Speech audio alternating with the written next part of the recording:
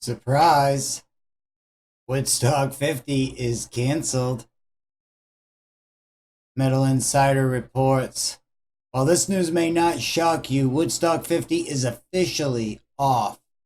According to Variety, the 50-year anniversary celebrating originally scheduled for August 16th, 18th has been called off.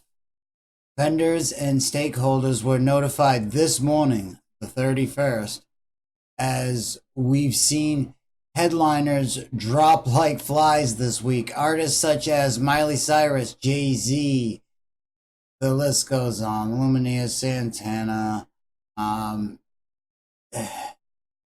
expressed they will no longer be performing at the 3-day concert. Earlier today, we noticed the lineup completely vanished from the website. After a 3-month roller coaster ride trying to keep the festival afloat, the battle has come to a close.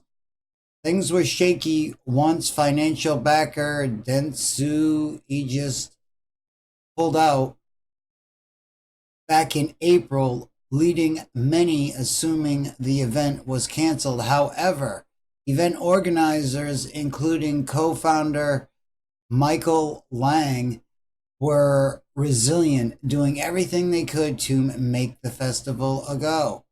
After losing the original location to Watkins Glen, going through 3 permit applications for Burnham Downs, to moving and downsizing the fest to Maryland and possibly making it a free event. That would have been cool. The outlook wasn't good. Luckily, this didn't turn into a fire fest, and perhaps this means there's a chance to rebuild for a 51st, 52nd, 53rd, etc. anniversary.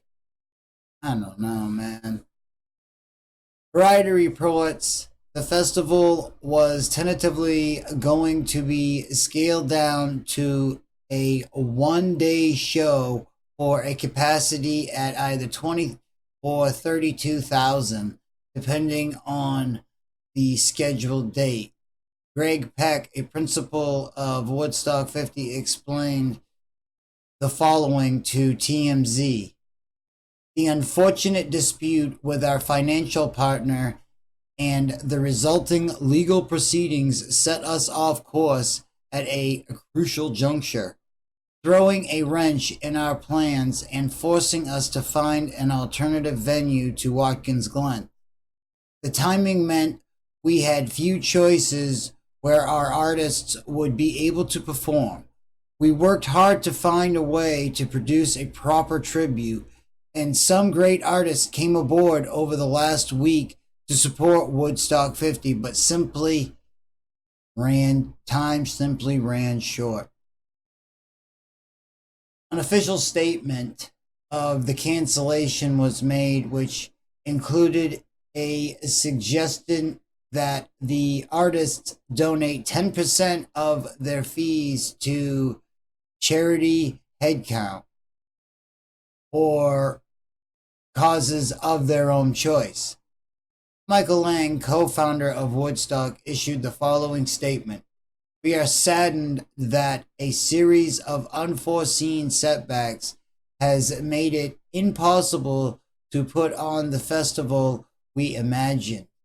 With the great lineup we had booked and the social engagement we were anticipating. When we lost the Glen and then Burnham Downs,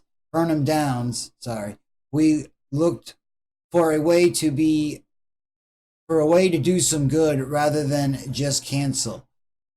We formed a collaboration with Headcount to do a smaller event at the Merriweather Pavilion to raise funds for them to get out the vote and for certain NGOs involved in fighting climate change. I see. We released all the talent, so any involvement on their part would be voluntary. Due to conflicting radius issues in the DC area, many acts were unable to participate and others passed for their own reasons. I would like to encourage artists and agents who all have been fully paid to donate 10% of their fees to headcount or causes of their choice in the spirit of peace.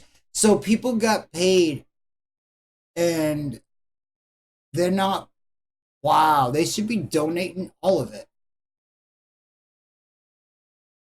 So, yeah, in the spirit of peace, don't donate 10%, donate every cent that you got given for doing nothing.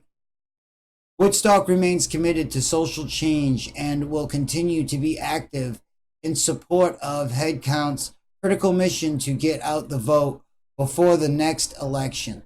We thank the artists, fans, and partners who stood by us even in the face of adversity. My thoughts turn to Bethel and its celebration of our 50th anniversary to reinforce the values of compassion, human dignity, and the beauty of our differences embraced by Woodstock. Well, I'm not surprised, as you know, no one really should be. It didn't seem like it was really together from the beginning. There seemed to be a lot of fuzzy, weird ends. That being somebody that's been involved in a lot of events, for an event of this magnitude, it seemed very shaky from the beginning. Something seemed off about it. So I am not surprised that it has finally come to a conclusion like this. And if I understand right, and artists have gotten paid, I think it is very shitty that they are keeping any of the money and that they aren't donating all 100% of it, or at least 90% of it, and keep the 10% for their troubles.